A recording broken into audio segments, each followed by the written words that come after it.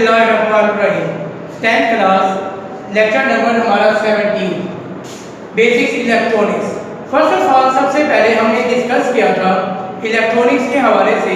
Electronics हमारे पास branch है applied physics की, जिसमें हम डील करते हैं, कंट्रोल करते हैं मोशन ऑफ चार्जेस। मोशन हमारे चार्जेस को कंट्रोल करते हैं, हमने डिस्कस किया था। आज हमने उसी चैप्टर में ही डिस्कस करना है क्या चीज cathode ray oscilloscope. First of all इसकी मैं डेफिनेशन बयान करूंगा। कैथोड रे ऑसिलोस्कोप ऐसा इंस्ट्रूमेंट या डिवाइस है जिसकी मदद से हम वेरी पोटेंशियल और इलेक्ट्रिक करंट को रिप्रेजेंट करके दिखाते हैं।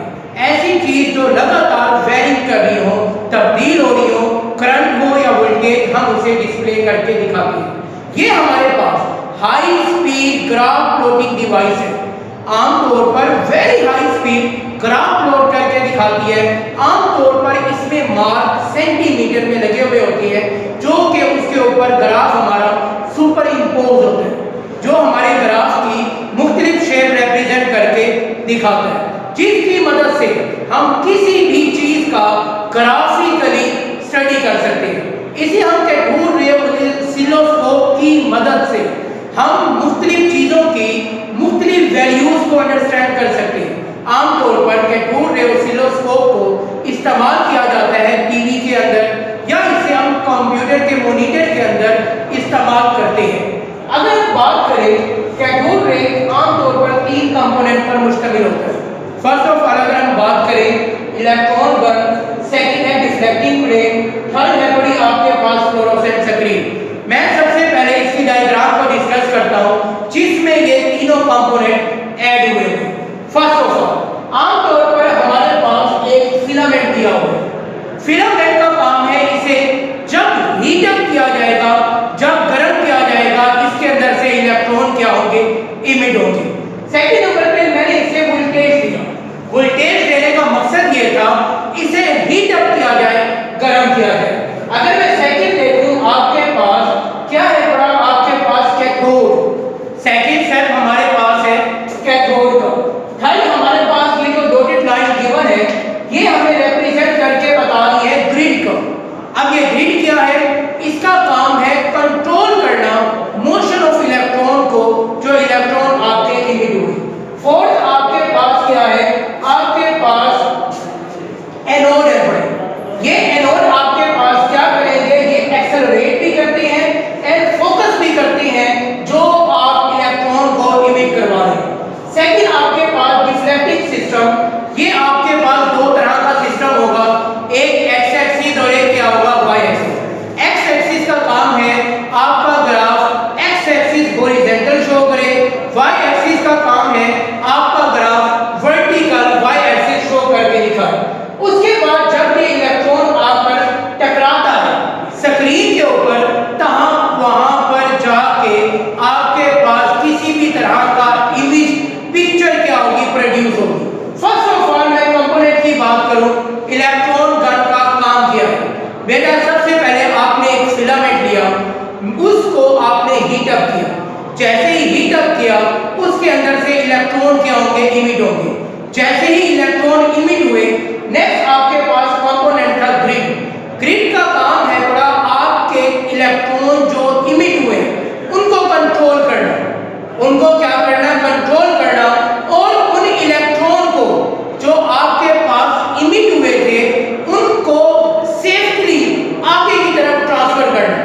नेक्स्ट आपके पास है बड़ा क्या चीज, एक्सेलरेटिंग एंड फोकसिंग एनोड। इनका काम है ये जो इलेक्ट्रॉन आ रहे थे, ये डिस्पर्स थे, अपनी पोजीशन से हिले हुए थे, आपने इन इलेक्ट्रॉन को क्या करना है, ऐसी सिस्टम डिवाइस की जरूरत है, इनको एक फाइन बीम की शक्ल में आगे ट्रांसफर करें। क्या मतलब, मैं इसकी एग्जांपल एक सादा सी देता हूं। एक बल्ब है, उसकी लाइट जब फॉल करती है वो हर तरफ फैल जाती है। फर्क है एक लेजर लाइट में। लेजर लाइट में जब लाइट एंटर करती है, बटन दबाते हैं, वो लाइट सीधी एक बीम है। अब आपके पास फोकसिंग एनोड का काम ये था, ये जो इलेक्ट्रॉन आ रहे थे ये रोशनी की तरह फैले हुए थे, इनको एक फाइन बीम बनाकर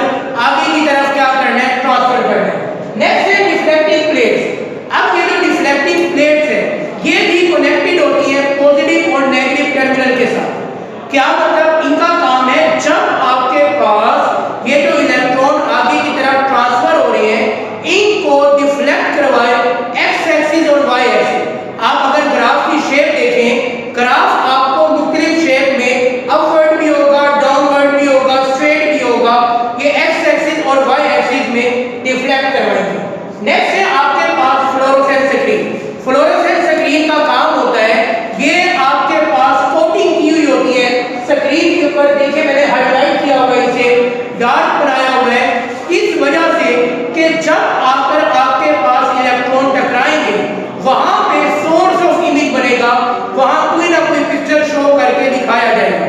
आमतौर पर यही CRO को हम मुख्तलिफ इंस्ट्रूमेंट में इस्तेमाल करते हैं। आमतौर पर इंजीनियर हजरात किसी भी फ्लाईओवर का इमेज देखने के लिए कि ये एक्यूरेट है या नहीं, इसी डिवाइस को इस्तेमाल करेंगे।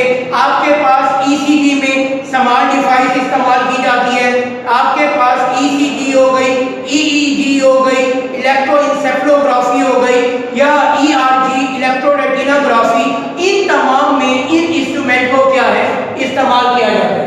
नेक्स्ट है बेटा आपके पास एनालॉग क्वांटिटीज और डिजिटल क्वांटिटीज क्या होती है। देखिए बेटा हमारा डेली लाइफ में बहुत सी ऐसी डिवाइसेस से वास्ता पड़ता है जो कि या एनालॉग होगी या डिजिटल। खास तौर पर गर्मियों में आप देखें कि बात ये कहा जाता है कि डिजिटल कूलर इस्तेमाल किए जाए, क्यों? वो 12 वोल्ट पर चलते हैं।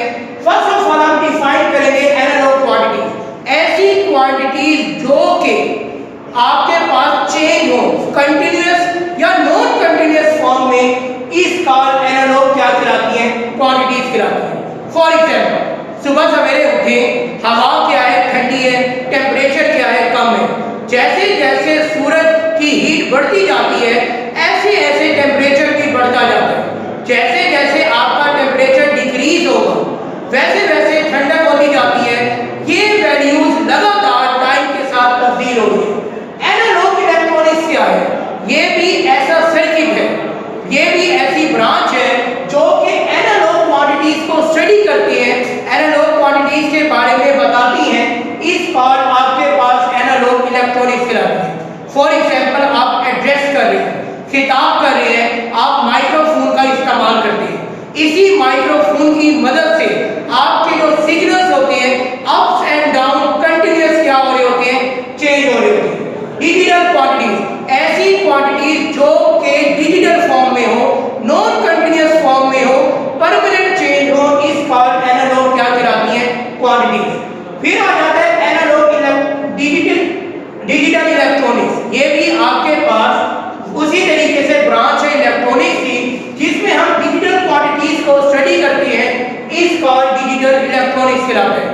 आमतौर पर digital quantities non continuous form में है, हम यहाँ 2 डिजिट इस्तेमाल करते हैं। कौन से? 0 और 1।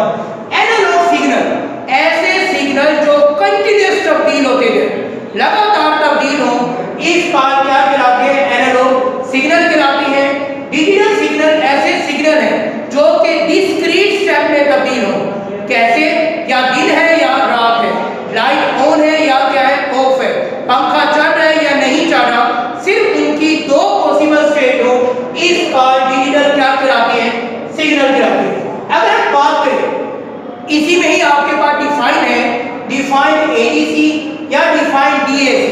ADC का मतलब है ऐसी डिवाइस जो कन्वर्ट करती है एनालॉग से डिजिटल के अंदर, इस कॉल ADC कहलाता है। ऐसी डिवाइस जो कन्वर्ट करेगी डिजिटल से एनालॉग के अंदर, इस कॉल क्या कहलाता है, DAC कहलाता है। अगर हम बात करें लॉजिक गेट्स की, हमारे पास लॉजिक गेट्स की 2 ही स्टेट होती है। मैंने अभी बताया दिन है या रात है, आपके पास या टेम्परेचर हाई है या क्या है, लो है, हीट मौजूद है या मौजूद नहीं है। ऐसी ही एक बैटरी है, उसके साथ एक स्विच, एक बल्ब आपने अटैच किया हुआ है। जब स्विच ओपन है, आपने स्विच ओपन किया हुआ है, ऑन है, मतलब सिग्नल मिले हुए नहीं है, मतलब लैंप आपका ऑफ है। जब आपके ये सिग्नल आपस में मिल जाए, जैसे ही अटैच होंगे उसके बाद वो सिग्नल आप पे क्या हो जाते हैं, क्लोज, बल्ब जलना स्टार्ट हो जाता है। Thank you very much.